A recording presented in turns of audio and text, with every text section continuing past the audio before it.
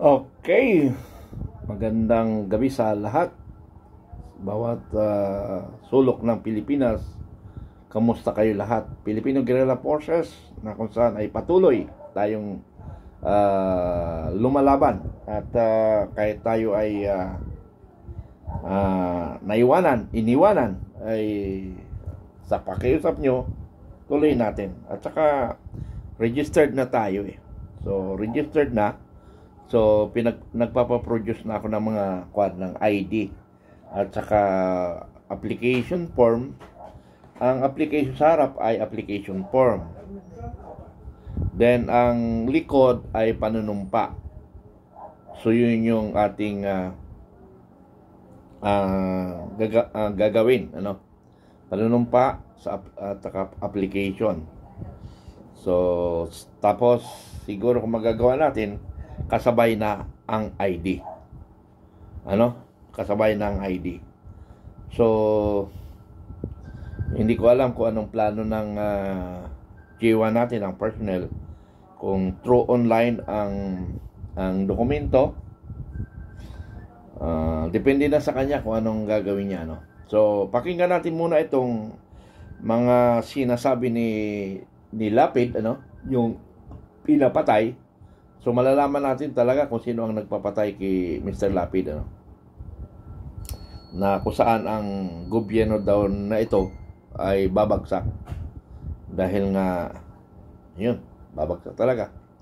Dahil sa Mutsari, pakinggan nyo na lang para magmula kay Mr. Lapid yung sisimulan. Papunta yan sa bangin. Maniwala kayo sa akin at sa hindi. Wala pa tayong sinasabing bihira yung hindi nagkakatotoo, mga kaibigan.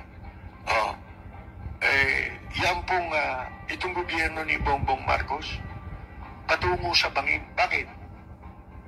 Napasok na sila ng sindikato eh. Hindi nyo alam kung sino nag-a-appoint sa gobyerno. Baka kala ninyo. Isipin mo yan, yan ba, may isip mo si Ochoa magiging isa sa mga tagapag-screen? Bakit kaya?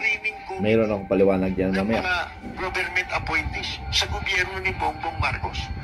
Executive Secretary ni Pinoy.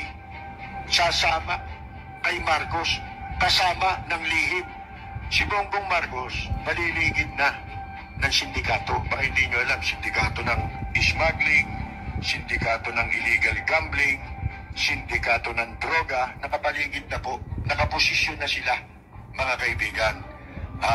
Ng mga hayop killer, yan na nakabaligid. Kaya makikita na ninyo Maaaring magtagumpay sila sa simula, pero iyang mga yan ay pabagsak yan, mga kaibigan. Dahil nga po dyan, hindi nag-iingat alam natin hindi niya alam yan, di ba? Isa ito sa mga dahilan ng kanyang pagkawala ang mga pahayag na ito. Totoo man o hindi ang kanyang mga sinasabi. Ito ay sumasalamin sa kasalukuyang mga politikong nakaupo sa gobyerno, kaya buksan ang iyong isipan sa mga nangyayari sa ating bansa kung ito ang naging taktika ng kalaban ng mga Duterte upang tanggalin sila sa larangan ng politika. Ito ang kanilang pagkakamali. Dahil alam ng matanda ang kanilang layunin, bago pa nila gawin ang planong ito ay nakahanda na ang patibong na maglalantad sa kanila sa kahihiyan upang magalit ang taong bayan sa administrasyong ito. Kung iyong mapapansin, itong bidyong ito ay nagpapakita na handa si Duterte sa mangyayari.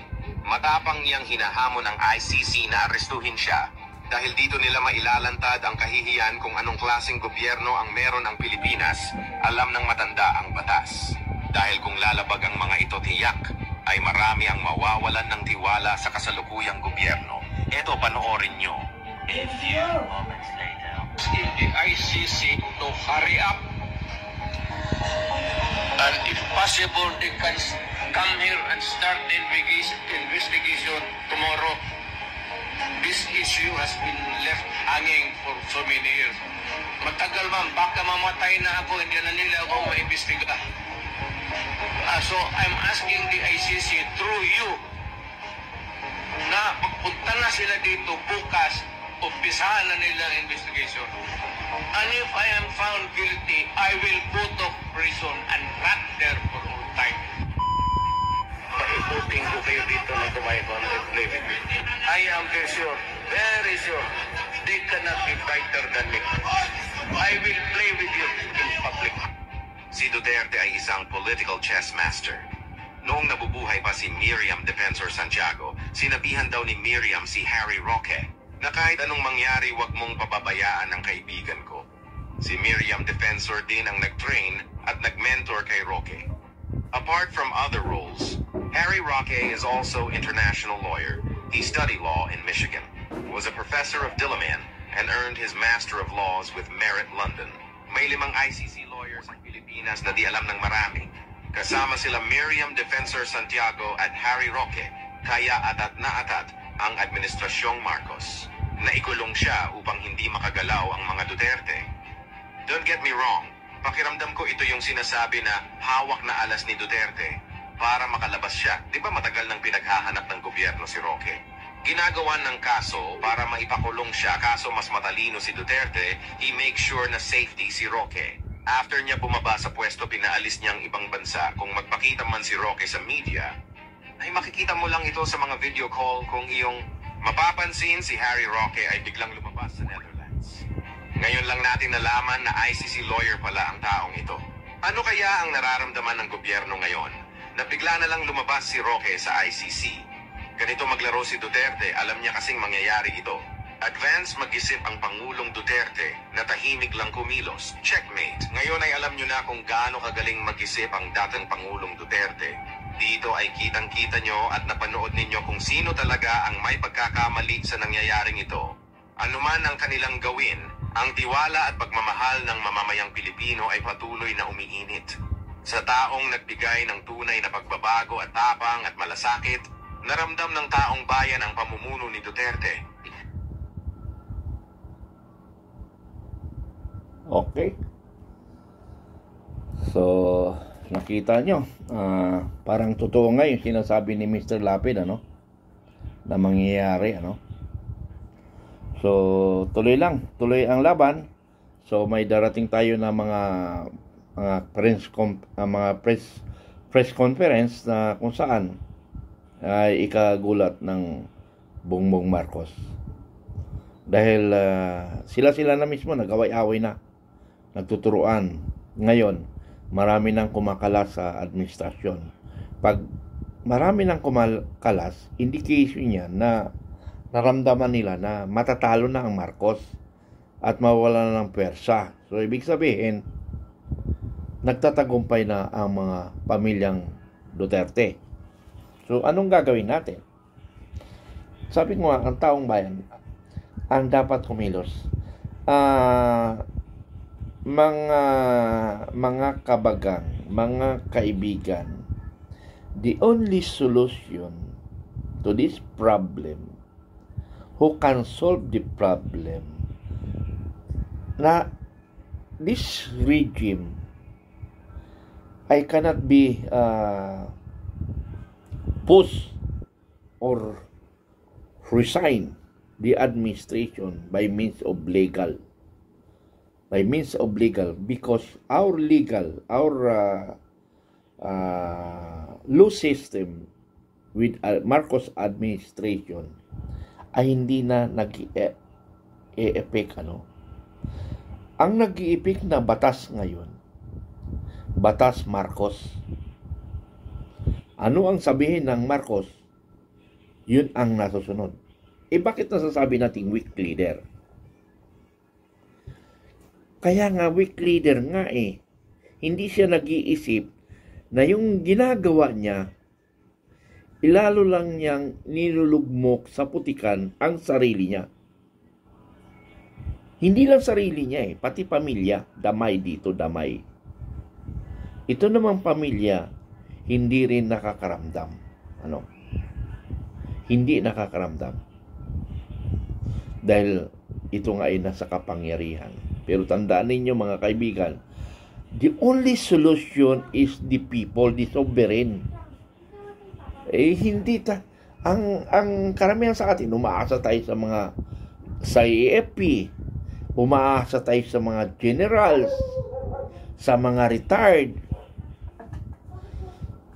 Sa totoo lang, hindi yan Indian i-epic. Ha? Pwede yung mga senior, kasama ng general, yung mga senior na senior, pero yung mga generals retired lang, kulungan ang diretso niyan kung iilan lang. Kaya hindi tayo nagkakaintindihan. Lahat tayo umaasa sa mga generals. Ha? Okay ang mga generals, yung mga senior. Yung mga bata-bata ng generals, huwag muna kayo sumama. Kasi nga, alam ko, kulungan ang pupuntahan natin. Now, kung mga senior tayo, mga senior na, hindi tayo basta-basta ikukulong. Now, kung ikukulong tayo, ang taong bayan magagalit na. Kaya nga sabi ko, ang strategy ngayon na sinasabi ko sa grupo natin, yung mga seniors, yung mga, kung pupwede nga lang, yung mga above 80s, yun yung ilaban natin sa mga mass action kasama ang babae. Tingnan natin kung hindi matutuliro yung mga otoridad. Pero kung gamitan natin ang puwersa na malalakas, dapat marami tayo. Yung hindi kaya rin ng puwersa ng gobyerno. Pero kung tapatan natin sila ng mga weak na mga Pilipino, hindi natin napag-aralan paano i-counter yung mga tigulang na. Lalo babae. Paano hawakan ng babae? Ilan naman ang puwersa natin na female MUP. So, hindi pwede ang lalaki umawat dyan. Kasi pag nagkamali, mali ang hawak, nahawakan ang suso, naloko, nahawakan ang puday. Another kaso ng otoridad. Ha? May mga kamera Yung mahirap kasi pag may kamera, delikado kayo. Experience ko yan, mga kabagang. Ha? Ang hirap kasi sa atin hindi nyo naintindihan Ang lagi na lang natin inaasa armed forces. Hindi pwede tayong umasa sa armed forces. Tayo ang kikilos. Ha? Tayo ang kikilos. Kasi pag kumilos tayo at marami tayo, ang armed forces ngayon ay tutulong sa atin because we are the one na pinoprovide nila ng security. Hindi natin talaga naintindihan. Kaya nga, ang hirap rin. Magpahirap paliwanag. Ha? Sabi nila, hinahanap. Asaan yung mga PMA? Bakit man hindi nga lahat ng PMA iisa ang kaisipan na iwalay-iwalay. Ilan lang naman yan. Wala pa nga 10,000 yan na mga retired Tapos, watak-watak pang kaisipan. Paano yun? Ilan lang naman. Among the 10,000, sabihin natin, 10,000. Among the 10,000. Ilan lang yung mga generals ang kumikilos. Wala pa nga 10 Tapos yun ang inaasa natin. Mali ang kaisipan natin. The solution is the Filipino power. The sovereign Filipino. Yun. Kasi may nababasa ako na parabang inaasa natin sa armed forces, inaasa natin sa generals. Hindi, mali tayo. Mali. Kaya pala hindi tayo nagiging successful Magmumula lang sa MUP yung mga leaders lang ang asahan natin, hindi pamparami. Tayo ang magpaparamis sa lahat. Nakuha ba natin? Hirap talaga mga kabagang ko, mahirap. Hindi nakakaintindi na unconventional warfare, psychological warfare. Hindi natin. I'm sorry pero gusto ko lang paliwanag para yung mga hindi nakaintindi, maintindihan nila. Pero yung mga intellectual mind, hindi yun ang target natin kasi alam na nila yun Ang hindi natin alam, ang hindi marami nakakalam, yung middle class na pag-iisip. Hindi nila alam paano ang the power of the people. Yun ang hindi nila alam. Kaya nga binuo natin ang Filipino Guerrilla Forces at simultaneously nabuo natin ang tao natin sa barangay. Ulitin ko na naman.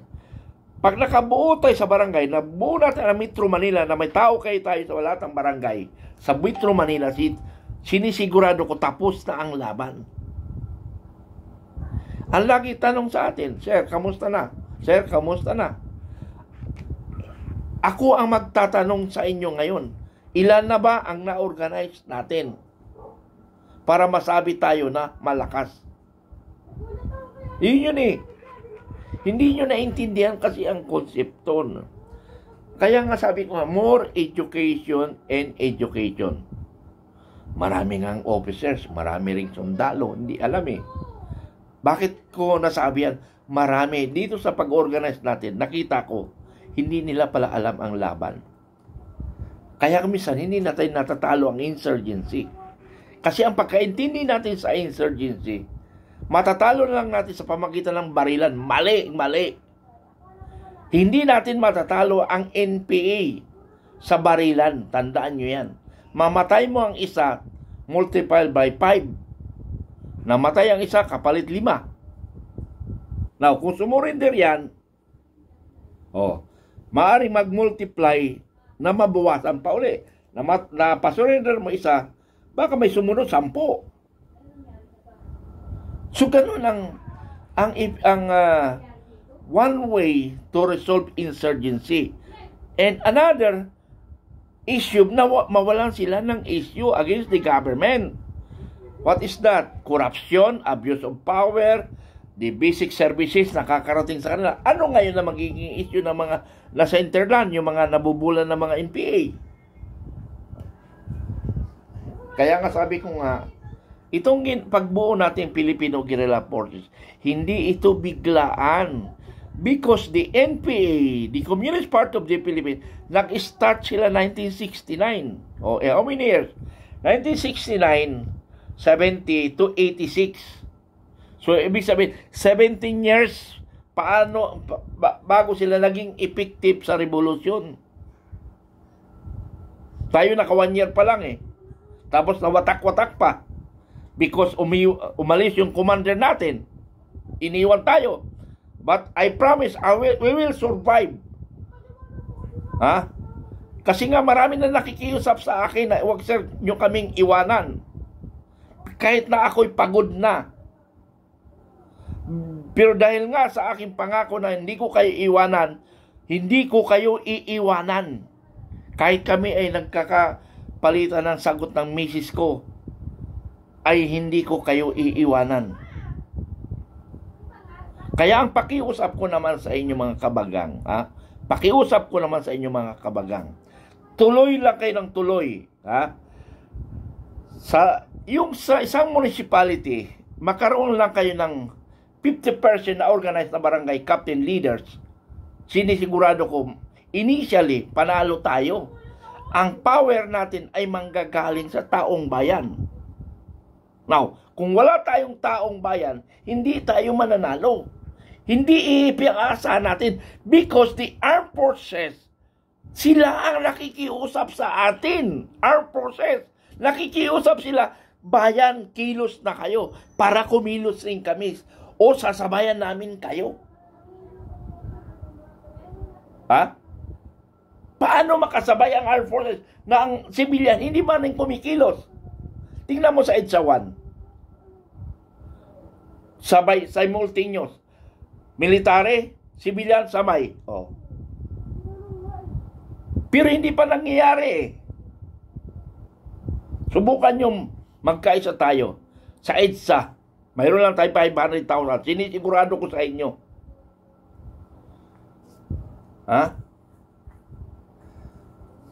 Nagtataka nga ako yan. Dami naging sundalo eh.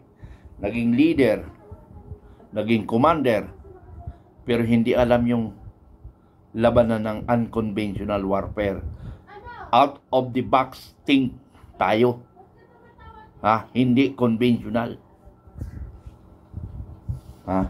Okay. Nagkausap nga kami ni General Jose Magno. the think tank of Pidilby Ramos.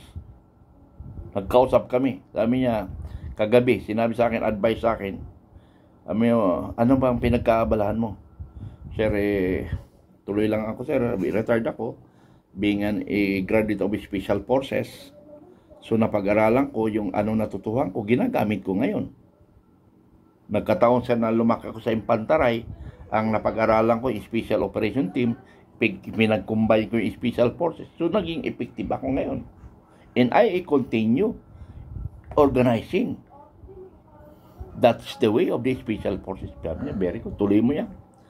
So, sa pag-uusap namin ni General Magno, naramdaman ko na monitor niya ako.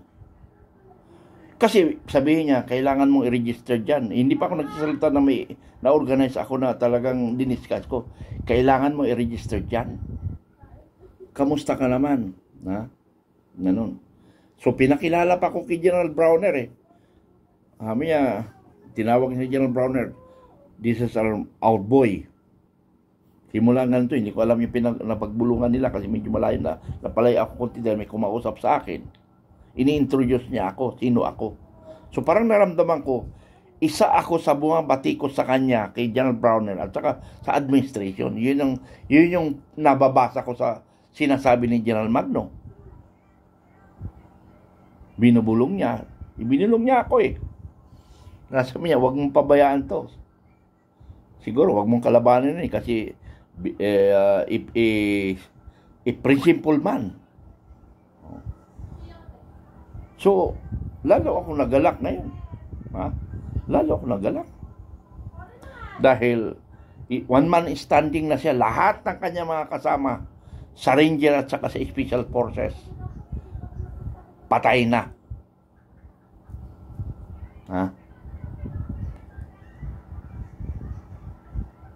Siya na lang daw natitira sa grupo nila ni Pidilby Ramos nung pinadala sa, ayaw ko saan pinadala sa, nakalimutan ko eh. Marami yan sila eh. Ilang officer yun, nasa 15 yatang officer yun sila eh. 15. Siya na lang natitira sa 15. Siya lang na natitira na lang sa 15. Kaya nga sabi, the last man standing. So, salamat sir. Nakasama ko rin to si General Magno nung inilibing si Pidilby Ramos. Okay, maraming salamat. Magandang gabi sa inyo lahat.